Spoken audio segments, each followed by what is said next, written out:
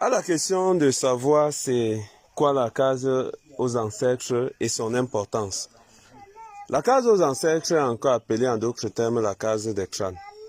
Je vous ai dit que chez nous, chez les peuples là, on retire généralement le crâne qui est le siège du cerveau où tout ce que nous faisons est enregistré et dont les ondes restent dans les parois en ossement. Donc quand on retire ce crâne, ça nous permet d'entrer en contact avec celui qui est parti pour pouvoir réparer les torts qu'il a commis à quiconque dans la nature. Cependant, quel est l'objectif de rassembler tous ces crânes dans une maison? Pourquoi est-il très important de les rassembler dans une case? Laissez-moi vous donner d'abord l'historique. Au départ, lorsque les personnes mouraient, les premières personnes venaient sur la tombe pour essayer de faire des rituels. Mais ils se sont rendus compte que le crâne montait en surface. Et hormis de se rendre compte que le crâne montait en surface, quand ils partaient chez les médiums voyaient que ceux qui sont morts ou ceux dont on veut réparer le tort revendiquent une quelconque extraction du crâne.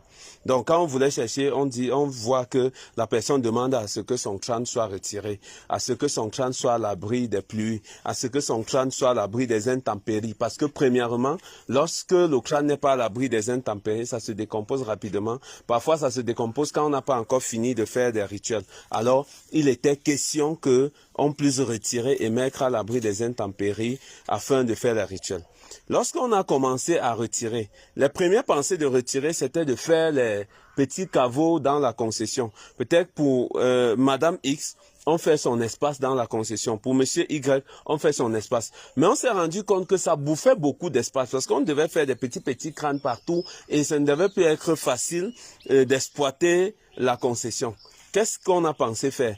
Nos premières mamans, nos premiers papas retiraient les crânes et mettaient dans la même maison où ils vivaient. Alors on mettait sous le lit, on mettait à l'angle de la maison. Lorsqu'on veut manger, on donne pour eux. À la longue, on voyait que les gens avaient peur de venir et dormir sur un lit parce que peut-être que j'ai le crâne de mon père en bas du lit et je te dis va dormir sur le lit là.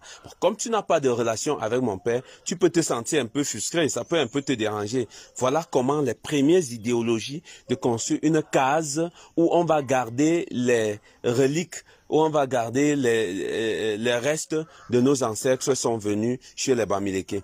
Cependant, quand on vient avec cette pensée-là, la première importance là-bas, c'est que ça libère la maison des vivants, de sorte qu'un